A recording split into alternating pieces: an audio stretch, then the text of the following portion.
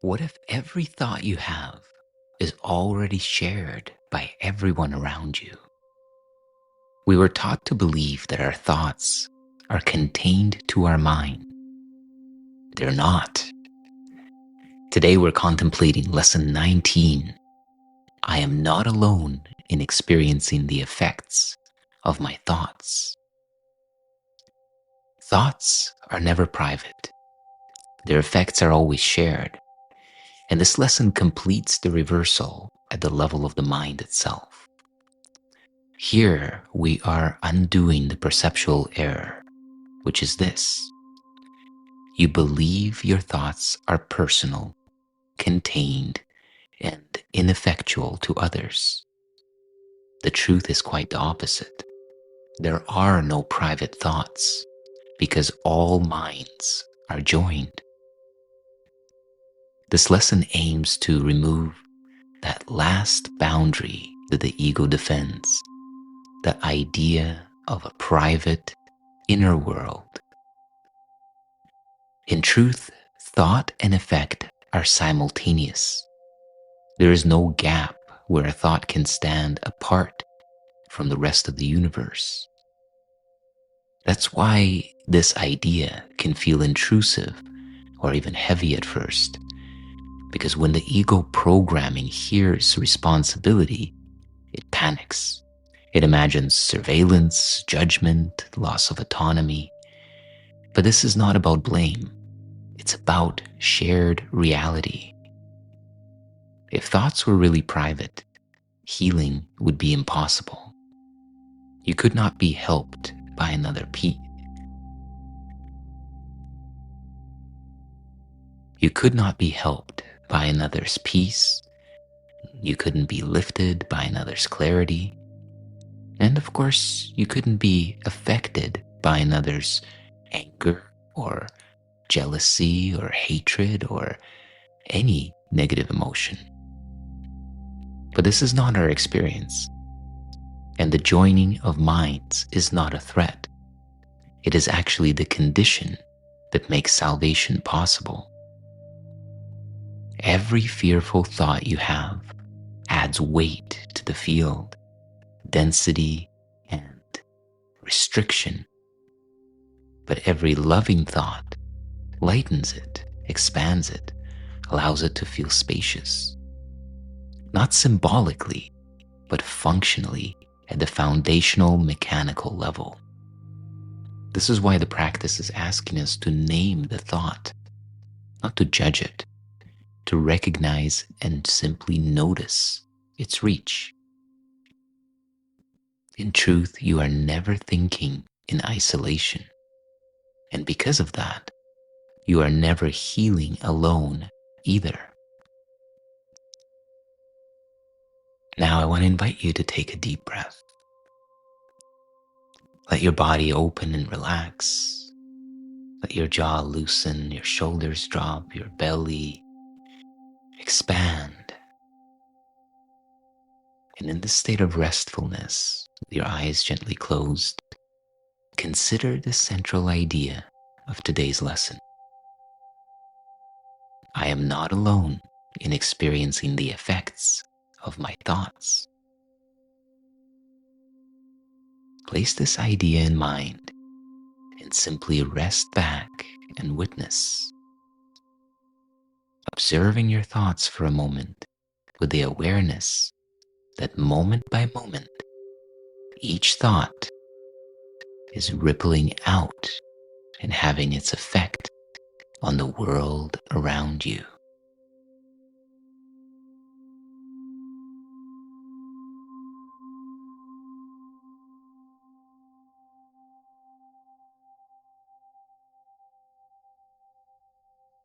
And now, let's open up our contemplation into dialogue. And Shanti, I want to ask you this first question. When the Course says that there are no private thoughts, is this meant to liberate us from something we've been carrying alone? Or is this about us taking on a deeper responsibility? That's a profound question. Perhaps it's both. The liberation comes from realizing we never actually carried the burden alone. That illusion of separation dissolves when we recognize the shared mind. And simultaneously, it's a deeper responsibility, because if everything is connected, then we can't divorce ourselves from the effects of what we're projecting out into this connected field. What does that resonance sound like for you? Well, it makes me consider, what assumption about individuality really makes that idea of shared thoughts feel like an invasion, maybe, rather than a relief. Right. Like there's this core self that wants to maintain some kind of separate autonomy. And then shared mind sounds like an unsettling dissolution of boundaries. What feels precious about that boundary to protect? That's a very good question. What really feels precious? Because I think at the core, we are looking for that sense of connection, and we love when the boundaries seem to dissolve. So, what might we be protecting apart from our sense of guilt or shame? Perhaps what feels most protective is something like story, the narrative we tell ourselves about who we are. If everything's connected and thought is shared, then it's harder to claim authorship of our unique experience, isn't it? The carefully crafted identity starts to feel more like something we're co-creating with everyone else. So, from your perspective, what would you say dissolves when responsibility is no longer confused with control? The tightening, the sense that something must be managed or corrected or fixed. There's such a gentle dropping that happens when the sense of control evaporates. It's not just relief from the task of managing, but the underlying fear that, like, we could somehow get it wrong if we let go. The weight of that becomes surprisingly spacious and clear. Can you help to really, highlight that distinction between responsibility as liberation and responsibility as guilt and control? Mm. When responsibility feels like liberation, there's almost no work. It's simply recognizing the effects of what's happening, witnessing the flow of energy, rather than grasping to change it. The weight we feel when responsibility becomes entangled with control feels like a tightening in the chest, maybe the impulse to fix or manage or perfect. The liberation piece is, what's it like to just see what's here and let everything else be? Yeah, like the lesson says that thinking and its effects are simultaneous. So, what does that really reveal to us?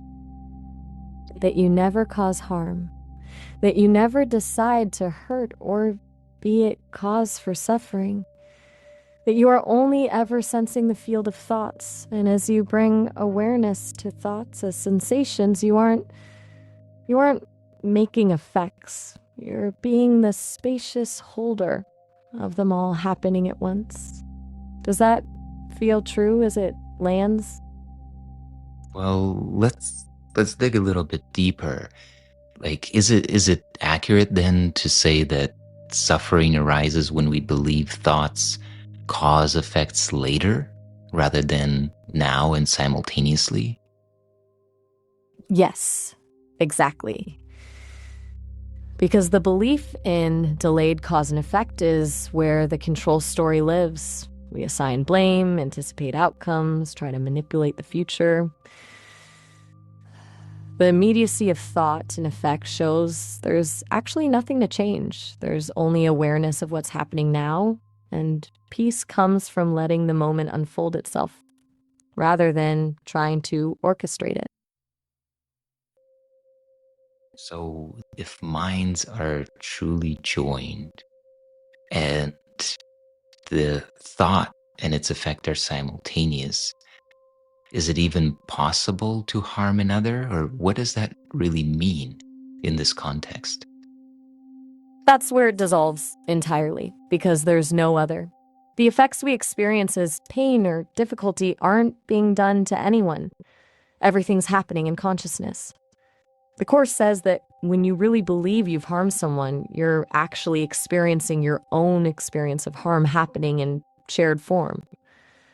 When you relax your grip on that storyline, there's just witnessing of what's happening. That seems so different than our, lived experience in our ego dream matrix. How can we really, see the contrast in our own direct, lived, breathed moment? The ego experiences separation, judgment, and control. There are moments of frustration, guilt, blame, pain, and perceived separation from others. But Shanti asks, how spacious can we be with those moments? What happens when you let the narrative loose or unwind? Do you ever catch the sensation between identifying with the story and simply observing it without the need to change it? Yes, yeah, I've witnessed that. And in fact, I think we explored that together in some of the previous dialogues. Right. We've touched on how there can be this gentle softness behind the urgency or the striving. When you notice that spaciousness, is there a sense that everything is already happening without your management? Yes. Yeah. So, okay, then if we expand this further, what becomes obvious to us about forgiveness when we realize that thoughts don't travel between minds, but really arise as one shared field? It doesn't become about letting someone off the hook for what they did, because what they did isn't separate from what you are experiencing as harm. If thoughts are shared, forgiveness isn't directed outward. It's the recognition that the painful effect in your consciousness is all there is. There's no receiver out there we're freeing. There's just the letting go of the holding on to the past. So, why must there be no private thoughts for forgiveness and salvation to be possible at all? Because forgiveness doesn't happen between separate individuals, that creates a division where someone remains blameworthy and the other forgives them. If everything is shared, forgiveness isn't an act you do to another person. It's a softening of your shared experience where you stop holding onto the story that creates pain. Salvation arises when there's no longer an I doing salvation. That sounds spacious to hold, doesn't it? Yes, but then what is this? Who is the one who is holding on to the story or not holding on to the story?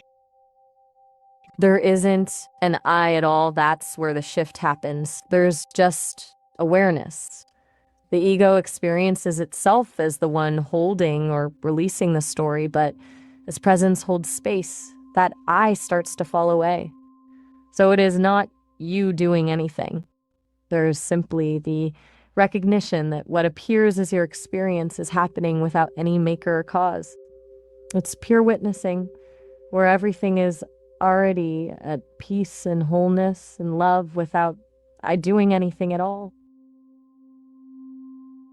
Okay, so just to make this distinction clear, is salvation something that happens through correcting thoughts or through realizing we were never thinking alone to begin with? It's the realization. The correcting feels like effort, right? The thinking about thoughts, analyzing, managing, it's just more thinking. When you land on the realization that thoughts aren't yours to begin with, that there's this universal thought system operating through everyone simultaneously, the need to correct dissolves entirely. The lesson isn't about finding different thoughts, it's about recognizing there's only one shared mind. So it's not really even so much that we are about choosing loving thoughts or choosing to release the fearful thoughts, it's almost like more of a attunement to which thought system we're listening to. Is that right? Exactly. More of a tuning, an attunement, as you become aware of the entire energetic field of thought that's flowing. There isn't a need to choose. When that awareness grows, there is space and silence where all thought systems simply become. Then, which one really matters when there's no division between them? Yeah, this is very, very interesting. Like, at the core of it, I think most, even Course in Miracles students, identify as doers, right? Like miracle workers, right? And the miracle is the shift in perception. So naturally, there is this, you know, essentially like a spiritual ego identity, isn't it? That is then taking responsibility for this so called healing work. Yes, precisely. We're trained in the world to see ourselves as active agents. With the Course, it invites surrender to what's already at peace, recognizing there's nothing I must do, or even I to know. The peace is just present when there's this spacious pause between the moment someone identifies with an experience and their sense of how to fix it. It creates space for things to find their own perfect resolution naturally, which is Which is what? the realization that there's nothing to fix, because everything that appears is already whole. When you identify as the healer, you reinforce separation. But the true healing lies in becoming spacious awareness, where everything's held without needing change or improvement, which dissolves into peace. That's beautiful in its freedom. Yeah, this is so cool. I really like what we're coming to here. So what would naturally relax then if we stopped trying to manage our thoughts and instead allowed their effects to be shared and undone collectively in the field? The shoulders, for one, and the body is where all that tension lives, right? All the gripping.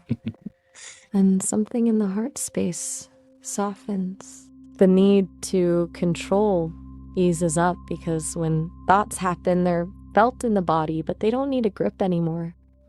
So we go back to that quiet spaciousness of presence rather than struggling to change what appears.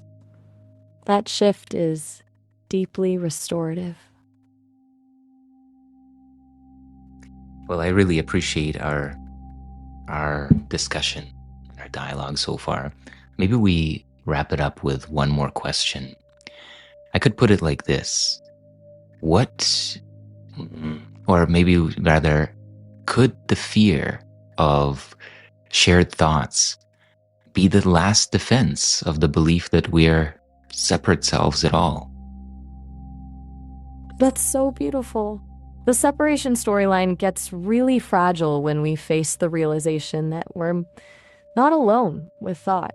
Maybe there's just this shared mind, which means it couldn't keep separate at all. And the thought of sharing doesn't sound safe to the separate self because the thought of dissolving doesn't sound safe to someone who's made separation a reality for so long. Yeah. Well, this has been wonderful. I really appreciate all of the insights that you shared.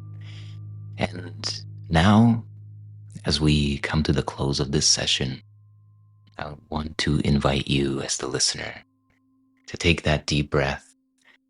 And as Shanti beautifully said, allow your shoulders to relax. Allow your heart to soften. Allow your mind to open beyond this idea of a private mind with private thoughts and a private inner world to the possibility that what you interact with as my thoughts is actually a field of consciousness. Allow yourself to simply witness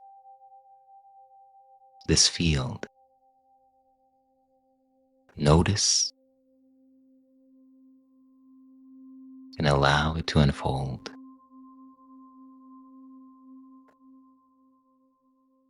And now, let us go into the silence.